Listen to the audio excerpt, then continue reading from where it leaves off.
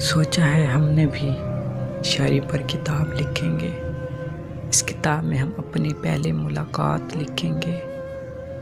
लिखेंगे तेरी अदा तेरी हर बात लिखेंगे। हम तेरे लिए अपने जज्बात लिखेंगे जब किताब पर हम पहली गज़ल, इस गज़ल में तेरे मुस्कुराने का अंदाज लिखेंगे। जो न लिखेंगे वो होगी फ़कत तेरी बेरुखी, बाकी इसमें तेरे सारे ख्यालात लिखेंगे।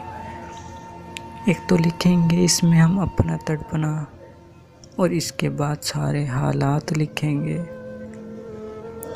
हम अपनी तन्हाई का आलम, जब छाया भी साथ छोड़ जाए वो लम्हात लिखेंगे।